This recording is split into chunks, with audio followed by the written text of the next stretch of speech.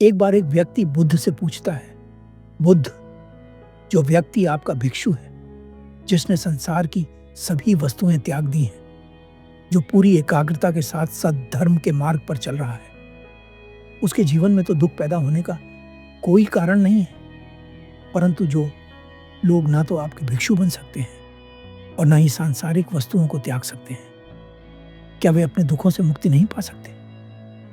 बुद्ध मुस्कुराते हैं और उत्तर देते हैं, जो व्यक्ति संसार में रहकर अपने दुखों से मुक्ति पाना चाहता है, उसे यह अष्टांगिक मार्ग समझना चाहिए। अष्टांगिक मार्ग का अर्थ है ऐसे 8 सूत्र जिन्हें अपनाकर कोई भी व्यक्ति अपने दुखों से मुक्ति पा सकता है। वह व्यक्ति बुद्ध से कहता है, बुद्ध, कृपा कर मुझे विस्तार से समझाइए।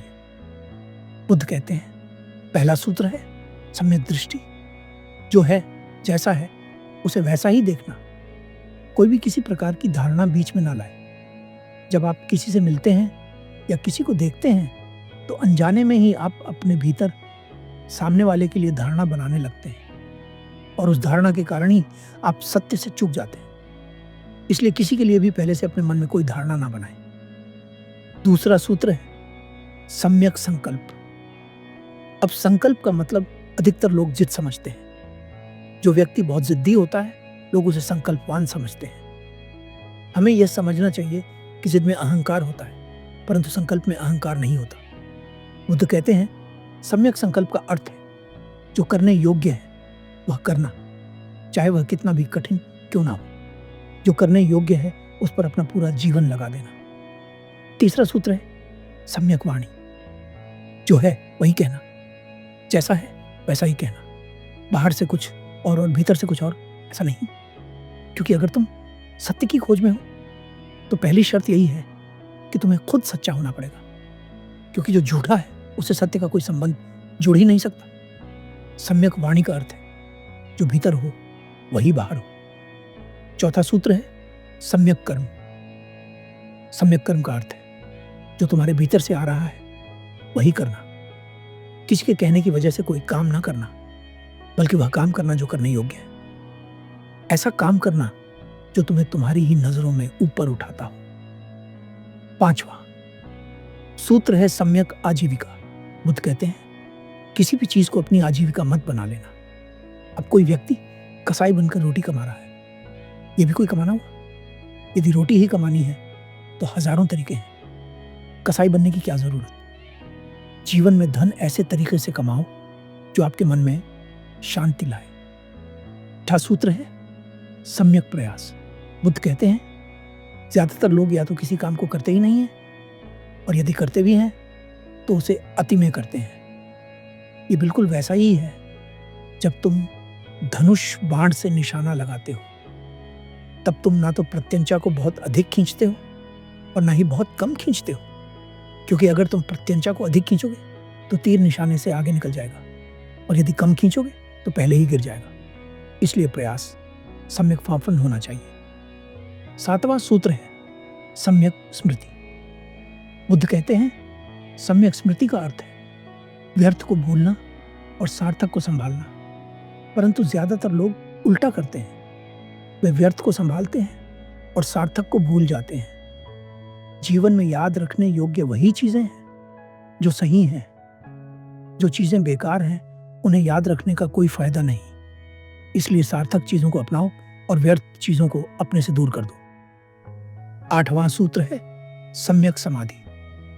बुद्ध कहते हैं, समाधि में भी जागरूक रहना, क्योंकि जहां जागरूकता नहीं वहां बेहोशी है, वहां नींद है। सम्यक समाधि का अर्थ है जागरूक होकर आनंद को उपलब्ध होना। गौतम बुद्ध द्वारा दिए गए ये सूत्र आपके जीवन को बदलने की क्षमता रखते हैं। बस आपको अपनी क्षमता पहचाननी है और इन सूत्रों को अपने जीवन में उतारना है। धन्यवाद। एक बार एक सम्राट एक सन्यासी के पास आता है और उनसे कहता है, मुझे सत्य प्राप्त करना है। सम्राट का अर्थ होता है जिसने बहुत सारे राज्य जीत लिए हों। वे सन्यासी उस राजा की तरफ देखते हैं और उसे अनदेखा कर देते हैं। राजा दोबारा से दोहराता है, महात्मा जी, शायद आपने सुना नहीं, मुझे सत्य प्राप्त करना है। शायद आप नहीं जानते कि मैं कौन हूं। मैं कोई मामूली राजा नहीं, मैं एक चक्रवर्ती सम्राट हूँ। सम्राट का अर्थ जानते हैं ना आप, जिसने सैकड़ों राज्य जीत लिए हों। मैंने दूर दूर की यात्राएं की हैं। जहाँ तक मेरी नज़र जाती है मुझे मेरा ही राज्य नज़र आता है। जो जीता जा सकता था वो मैंने सब जीत लिया है। अब जीतने के लिए सिर्फ परम सत्य ही बचा है। इसलिए मैं आपके पास आया हूँ। मैं आपसे जानना चाहता हूँ कि उसे कैसे पाया जाए। सन्यासी बोले, तेरे ही राज्य के एक गांव में एक व्यक्ति रहता है। तू उसके पास जा और उससे कह कि वह तुझे अपने ध्यान का एक पुण्य दे दे और उसका मूल्य जो भी वह मांगे दे देना। वह सन्यासी उस राजा को उस व्यक्ति का नाम, पता सब बता देते हैं। राजा तुरंत उस व्यक्ति के पास पहुंचता है और उससे कहता है, तुम्हें जो चाहिए वो तुम ले लो। राज्य चाहिए तो राज्य ले लो, धन चाहिए तो धन ले लो, जो तुम्हारा मन करे वो ले लो, लेकिन मुझे अपने एक ध्यान का पुण्य दे दो। वह व्यक्ति राजा की बात सुनकर बहुत चौंकता है और कहता है, ये बड़ा मुश्किल है। मैं तुम्हें अपने प्राण दे सकता हूँ, लेकिन ध्यान का पुण्य नहीं। ऐसा नहीं कि मैं देना नहीं चाहता, बात यह है कि मैं दे ही नहीं सकता। ये बिल्कुल ऐसा है जैसे कि मैं आपको प्रेम तो कर सकता हूँ, लेकिन आपको अपना प्रेम नहीं दे सकता। इस जगत में दो ही तरह की चीजें हैं। पहली वो जो दी जा सकती हैं और दूसरी जिन्हें देने का कोई तरीका नहीं है। जो नहीं दी जा सकती उसी की कीमत होती है। जो चीजें दी जा सकती हैं उन्हें वस्तु कहते हैं और जो चीजें नहीं दी जा सकती उन्हें अनुभूति कहते हैं। वस्तुएं खरीदी और बेची जा सकती हैं, लेकिन अनुभूतियों को खरीदने और बेचने का कोई तरीका नहीं। अनुभूति तो कमाई जाती है। आप मुझे करोड़ों देकर भी प्रेम, शांति, ध्यान, परम सत्य नहीं ले सकते। राजा उसी समय निराशा से भरकर उन सन्यासी के पास वापस लौट जाता है। राजा उन सन्यासी से जाकर कहता है, मैं किसी भी मूल्य पर ध्यान का एक पुण्य नहीं खरीद सका। क्या मेरी सभी विजय व्यर्थ है? क्या मैंने जो कमाया है उसकी कोई कीमत नहीं?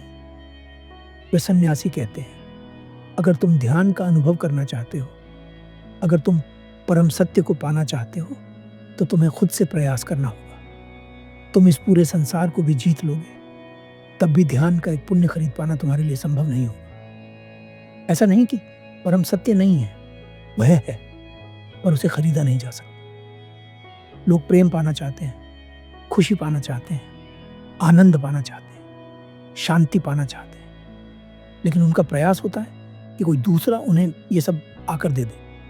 ये संभव नहीं है। ये सभी अनुभूतियां हैं और इन्हें ना तो कोई दूसरा तुम्हें दे सकता है और ना ही तुम किसी से ले सकते हो। दुख भी ऐसा ही है। तुम्हें लगता है कि कोई दूसरा तुम्हें दुख देता है, पर ऐसा नहीं है। तुम्हारी खुद की गलत इच्छाएं ही तुम्हें दुख देती हैं और तुम अपने दुश्मन बाहर बना लेते हो। राजा को बात समझ आ जाती है और वह खुश हो जाता है। एक बार सिकंदर भारत आ रहा था तो उसके यूनान के कुछ मित्रों ने कहा, भारत से आते वक्त एक सन्यासी ले आना। सिकंदर भी एक चक्रवर्ती राजा था। आप में से बहुत सारे लोग उसे जानते होंगे। सिकंदर के मित्रों ने कभी किसी सन्यासी को देखा नहीं था, इसलिए उनके मन में बड़ी इच्छा थी कि वे किसी सन्यासी को देखें, और सिकंदर के लिए किसी को भी हासिल करना मुश्किल नहीं था। सिकंदर का सैकड़ों मील तक काफिला था। सिकंदर भारत आया, उसने लूटपाट की और वापस जाने लगा। जो कुछ भी उसे भारत में मूल्यवान लगा था उसने अपनी गाड़ियों में लाद लिया था और वह उसे यूनान ले जा रहा था। अचानक उसे याद आया कि उसके मित्रों ने कहा था कि एक सन्यासी लेकर आना। गांव के एक वृद्ध ने सिकंदर से कहा, सन्यासी तो तुम्हें बहुत मिल जाएंगे, लेकिन जिसे तुम लूट सको, जिसे तुम अपने साथ ले जा सको, समझ लेना वो सन्यासी नहीं है। सिकंदर कहता है, शायद तुम्हें मेरी ताकत का पता नहीं। जिस चीज पर मेरी नजर पड़ जाए वो चीज मेरी हो जाती है। यदि मैं हिमालय से भी कहूं कि चलो तो उसे भी चलना पड़ेगा। वह वृद्ध हंसता है और कहता है, अभी तुमने केवल वे चीजें जीती हैं जो बाहर हैं। खैर, खोज की गई और एक सन्यासी का पता चला। पास ही नदी के किनारे एक सन्यासी रहता था। सिकंदर ने अपने सिपाही भेजे। सिपाहियों ने उन साधु से जाकर कहा, महान सिकंदर का आदेश है कि हमारे साथ यूनान चलो। वे सन्यासी उन सिपाहियों से कहते हैं, तुम्हें और तुम्हारे राजा को शायद पता नहीं, सन्यासी उसे कहते हैं जो अपने सिवा किसी की आज्ञा नहीं मानता। सिकंदर से जाकर कहना कि यहाँ कोई आज्ञा प्रवेश नहीं कर सकती। सिपाही कहते हैं, शायद तुम सिकंदर को नहीं जानते। सन्यासी मुस्कुराए और उन्होंने कहा, तुम ऐसा करो कि सिकंदर को ही भेज दो। सिकंदर अपनी नंगी तलवार लेकर उन सन्यासी के पास गया और बोला, क्या विचार है, मेरे पीछे चलना है या नहीं? वे सन्यासी कहते हैं, हम तो केवल अपने ही पीछे चलते हैं। सिकंदर कहता है, इसका परिणाम बुरा होगा। वे सन्यासी कहते हैं, जिसको परिणाम की चिंता हो सकती थी उसे हम त्याग चुके हैं। सिकंदर कहता है, परिणाम मृत्यु होगा। वे सन्यासी कहते हैं, जिसे तुम मार सको वो मेरा कभी था ही नहीं। तुम्हारी तलवार जिसे काट सकती है वो मैं नहीं हूं। यकीन ना आता हो तो तुम काट सकते हो। तुम भी देखना सिर को धड़ से गिरते हुए, और मैं भी देखूंगा। सिकंदर ने अपने सैनिकों को लौटने का आदेश दे दिया। सिकंदर को उस दिन एक बात समझ आई कि सन्यासी को मारना तो आसान है, लेकिन उसे जीतना असंभव।